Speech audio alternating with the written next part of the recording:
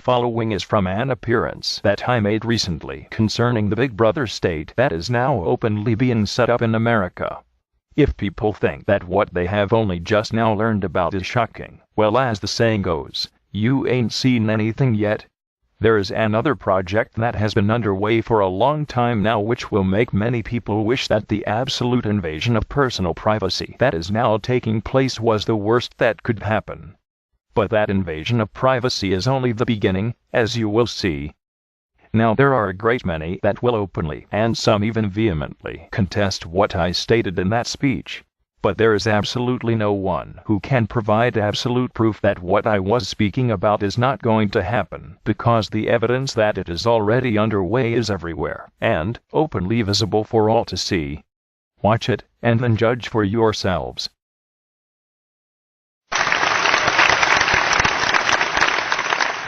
Thank you. Thank you very much. What happens when conspiracy theory is proven to no longer be a conspiracy theory? When actual evidence of a government-sponsored project is everywhere to be seen and plainly visible? I was involved in a rather lengthy group discussion the other night, and it was all based upon a single link that was posted to that site pertaining to the RFID chip that has been predestined to be implanted into every human being on the planet, starting with America, the most potentially troublesome country for the globalists in their absolute world domination agenda. Troublesome because it has enjoyed actual freedom for more than 200 years. Now there are a great many who will say that it is in no way a predestined absolute action, and that it will never really be instituted, not only in America, but everywhere else on this planet. To those naysayers I can only say, really? Well, there are a great many sayings that have stood the test of time, and one of those sayings is, there are none as blind as those who will not see. Does anyone think that George Orwell, when he wrote 1984 all the way back in the late 40s, was just fantasizing? Did he just come up with that entire scenario out of his own mind? Or was he privy to tiny bits of certain information that he gleaned from acquaintances as to what was actually in the works for many years by those who were actually powerful enough to implement such a scenario? A group that was not only powerful enough to do something like that, but fully intended to do so when technology developed to the point where it was actually feasible to implement it. There are two primary and now very powerful political parties in America. The Democrat Party, which is now under absolute communist control, and the Republican Party, which has been for a very long time under absolute globalist control. Over the past several complete generations, beginning all the way back to the Civil War, Americans were slowly and completely indoctrinated into giving up the dream of America's founders. Indoctrination that was vastly accelerated beginning back in the turbulent 1960s, and got a massive boost in the 1970s when a traitor to America holding the office of President of the United States handed complete control of America's public education system over to the communists, allowing them absolute freedom to indoctrinate entire generations of America's youth toward the belief that the state should be the benefactor of all citizens, and the only loyalty that Americans should have is loyalty to the state. The evidence of that traitorous act is now plainly visible in those who were unfortunate enough to be brought up in that public indoctrination system. Not totally, because there are always exceptions to any rule, but, as a group, they are less intelligent than those who were educated prior to the communist takeover of that system. They have become a wanting generation, thinking that because they are for the most part failures in life now, that they are entitled to compensation and benefits that can only be provided by the state, and they want those benefits. Although not the only tool at their disposal, the acquisition of America's public education system was by far the greatest tool given to them.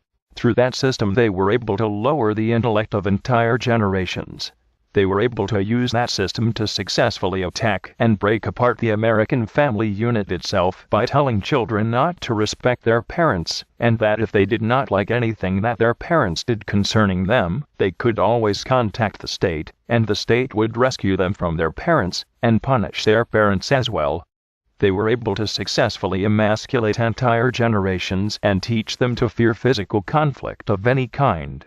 They were able to teach them to actually fear firearms, and that firearms are evil, and people other than state law enforcement who possess firearms are evil people. The state is all that one needs for protection. Because a predominantly immoral nation is easier to break down than a moral nation, they continuously use that system to indoctrinate from the earliest years that sexual perversion is natural and good, and that those who oppose sexual perversion are afflicted with phobias. Again, this was needed to be done because a moral populace is harder to break down, so morality itself needed to be stripped from the American people. They were taught not to want to financially succeed, and that those who did succeed financially were evil people and should not have more possessions, and those who do not succeed because that is wrong.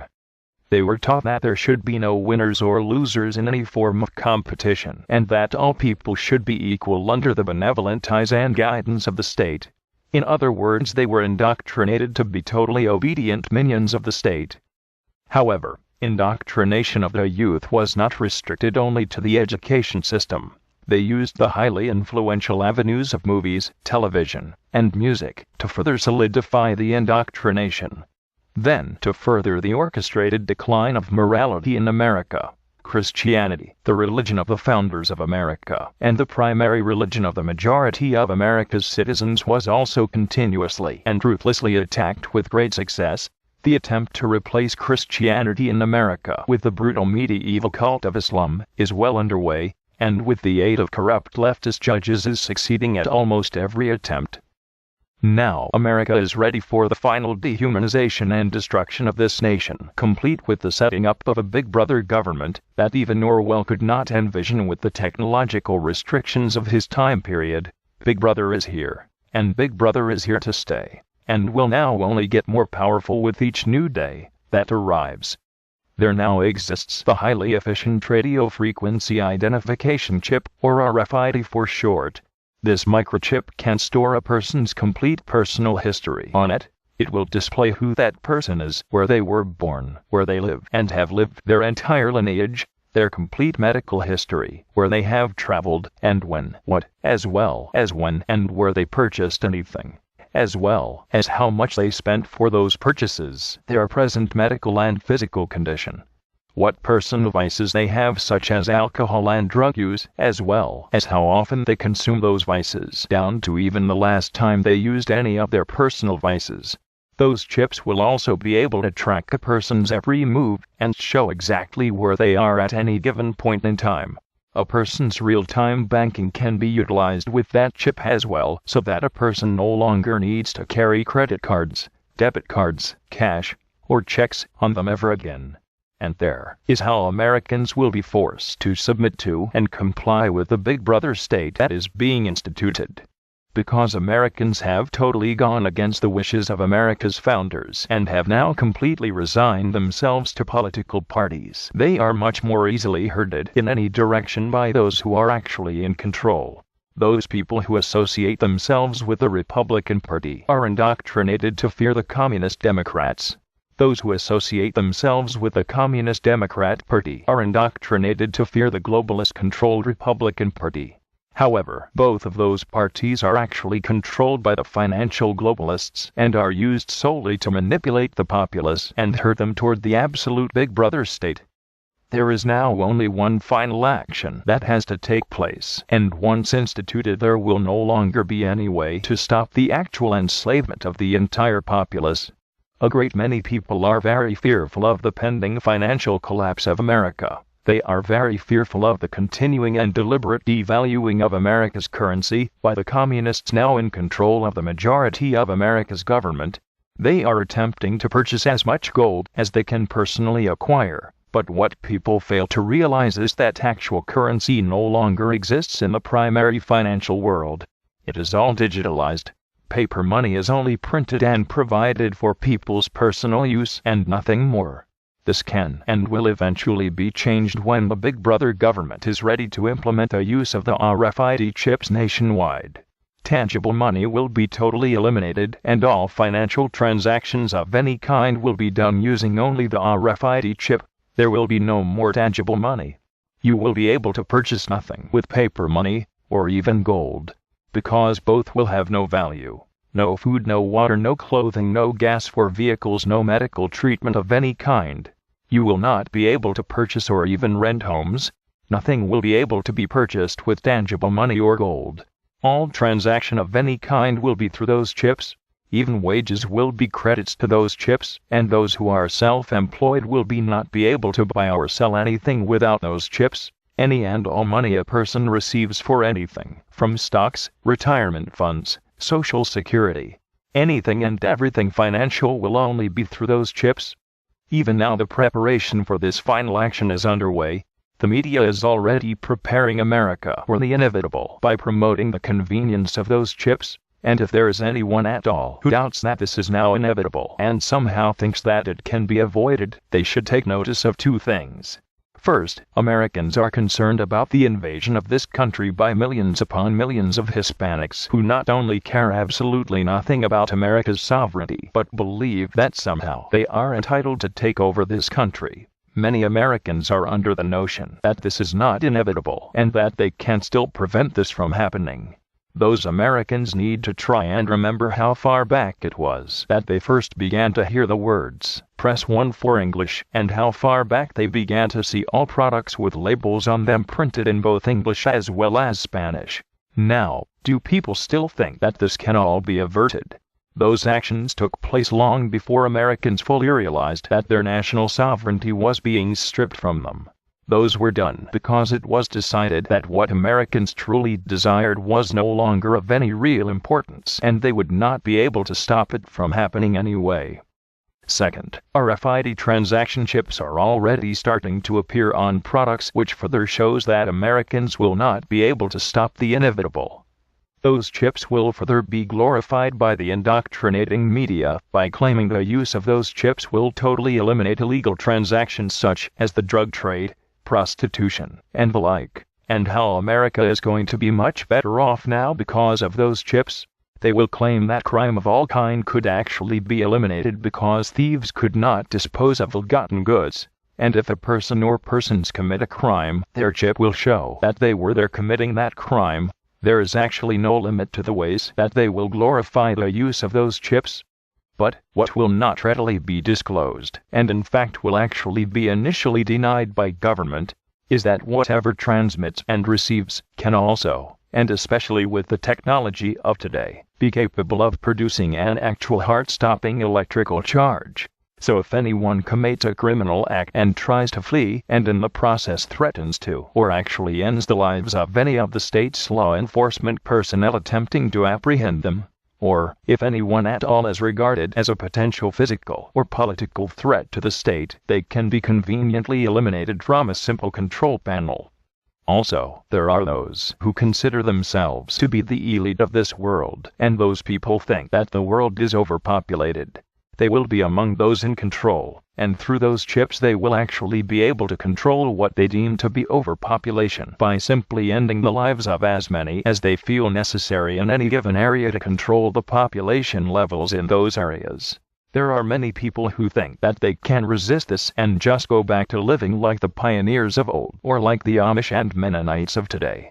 That can't and won't happen, and it can't happen for two good reasons. First, Americans are spoiled and will no longer live without their luxuries and amenities. And second, because the government for several years in preparation for all of this taking place has quietly made just about everything from home food gardening to water well digging and even the collection of rainwater illegal, and those who try to do those things will be regarded as criminals and subject to arrest and incarceration, where they will be implanted with those chips anyway.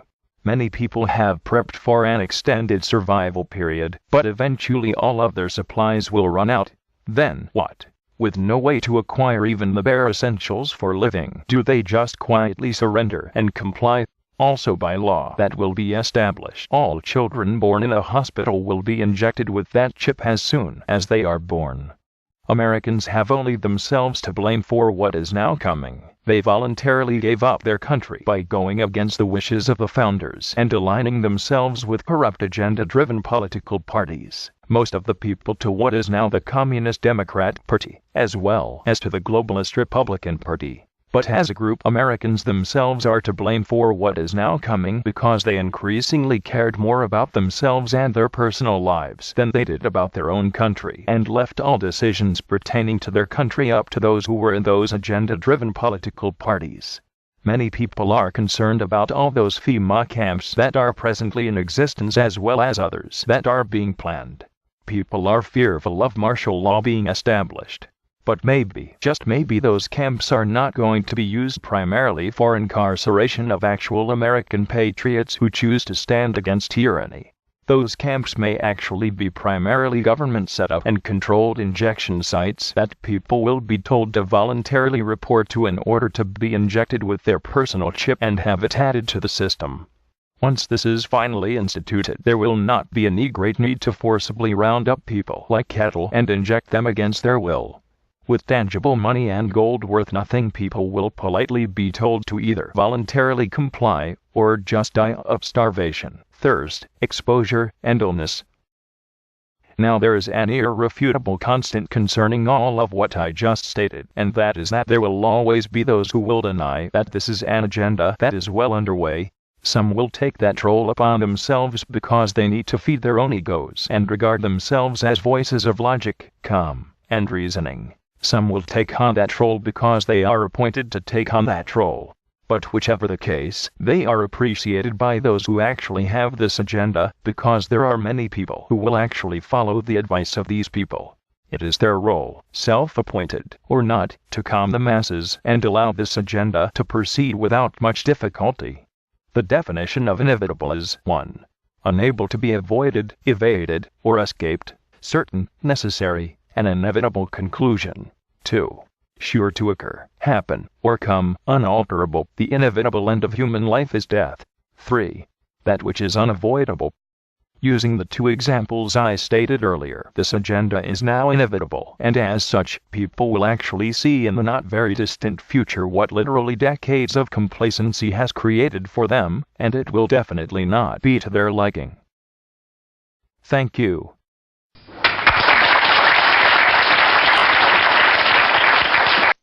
And there you have it, yet another clandestine government project that has been quietly spreading nationwide for a number of years, growing unabated because those who are actually in control of this nation intend to see it through to complete fruition. Now, as I stated in the speech, there will be those who will vehemently try to deny this is going to happen.